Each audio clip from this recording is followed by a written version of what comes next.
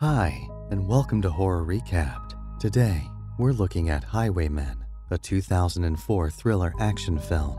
Beware, spoilers ahead. Watch out, and take care.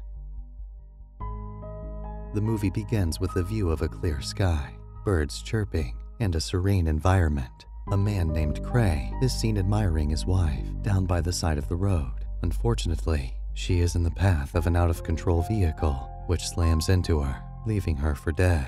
It's now 5 years later, and a vehicle is seen driving on a lonely highway. The driver suddenly stops and turns off onto a hidden drive. He goes to an abandoned house and snoops around a bit. He is leaving with prosthetic body parts, adding to the collection in his trunk. Next, a choir is singing inside a small theater. A lady known as Molly is offered a ride by a fellow chorister known as Boone. She declines as she states her friend Alex will be coming to pick her up.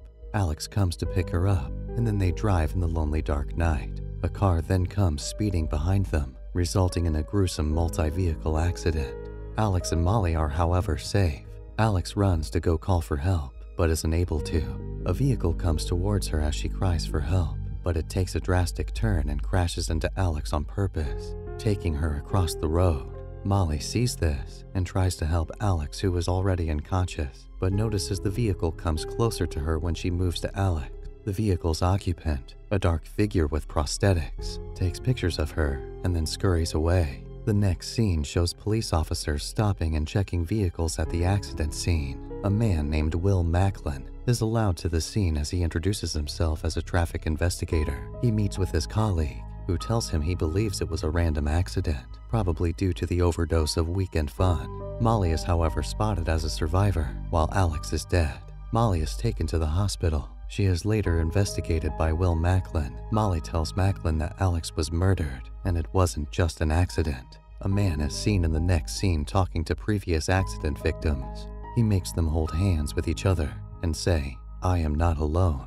Molly is a part of the group, which also includes Cray, who stands up to protest. Outside the class, Cray offers Molly a ride. She, however, declines and insists on next week. They start to talk about their accident experiences, and she reveals her parents had died in a car crash when she was much younger, and the memory still frightens her. He further asks her if anything was taken from her at the time of the accident, and she says her pictures were taken. Cray delivers an ominous warning that the mystery driver is still going to come for her to make sure he kills her. In the next scene, Molly is going out, while Macklin and Cray are close by watching her. They run into each other and get into a speed chase. Macklin calls for backup, but unfortunately, his attempts fail. Going out earlier was Molly and Boone. They are seen driving when Fargo's vehicle comes hastily behind them and hits their car, causing the car to crash, leaving them unconscious. Molly wakes up and sees herself stuck and sees Boone unconscious, with blood on him.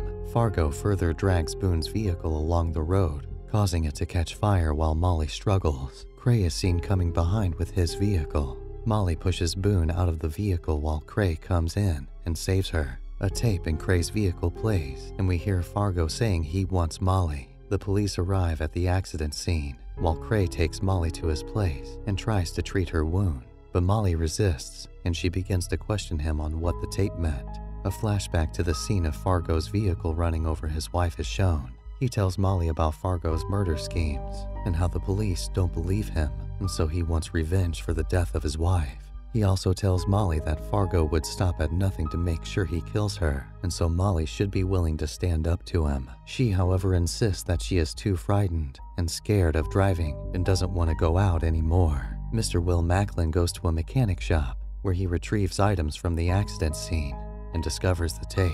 Meanwhile, Cray talks Molly into helping him take down Fargo. After much hesitation on Molly's part, Cray and Molly drive at night, while Molly is frightened and begins to panic. As they go further, they are attacked by Fargo with his car, while Macklin is seen listening to the tape. He believes Cray is responsible for the accidents. The two vehicles then pass Macklin, and while he tries to chase them, his car becomes stuck. Fargo and Cray's vehicle engage in a speed chase, crashing into anything in their way. Cray is able to bash Fargo's car's lights out, but he goes unconscious. Molly senses danger and quickly calls out to Cray for help, who is unconscious. She is unfortunately quickly kidnapped by Fargo. While Cray gains consciousness, Macklin comes in front of him, demanding answers. Cray is in a hurry to leave, so they engage in a fight, while Fargo calls, and Molly screams for help through the CB radio. Macklin now understands that Cray is not the accomplice. Molly is later seen with Fargo in his vehicle, with her hands chained. She sees Fargo attaching robotic hands to his body. He comes closer to Molly and takes more pictures of her. Macklin and Cray are seen driving on a highway, while Cray gives Macklin a detailed analysis of Fargo's movements. He describes Fargo as a man with a normal face, middle-aged, and an insurance man. They stop at an old filling station. They enter a room and see a morphine sulfate bottle on the table, with pictures of Molly and also a key with the number 12 on it. Cray also shows Macklin pictures of his wife, who was killed by Fargo. Meanwhile, Fargo takes Molly to a deserted place. Macklin and Cray arrive close to the place Fargo had brought Molly. Cray convinces Macklin not to go further with him, as Fargo would be expecting just him. Macklin tries to call for backup, but as usual, fails again. Cray leaves Macklin with the vehicle and goes in. Fargo and Molly are seen in his vehicle, with Molly in a red gown and black heels. Fargo closer, almost crushing her leg far from Macklin. He goes to Fargo, and they charge at each other with their cars. Fargo then reverses his car while Cray comes at him, unfortunately crashing and causing his vehicle to catch fire. Fargo comes down from his vehicle and is seen in a robotic wheelchair. He takes a look at Cray, but when he then tries to go back to his vehicle, it is already hijacked by Molly. Fargo hangs on the side of the car while Molly struggles to drive. Cray comes to and drives towards Molly with Fargo as his target. He crashes into Fargo and leaves him for dead. Molly exits the car while Cray is at the other side of the road. They stare at each other for some time without saying a word.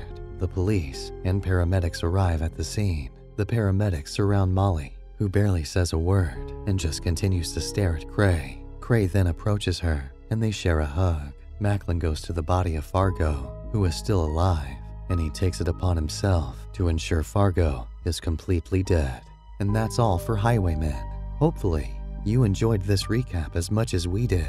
If you would like to look into other movies with us, be sure to like and click the subscribe button so you don't miss a single video. Thanks for watching.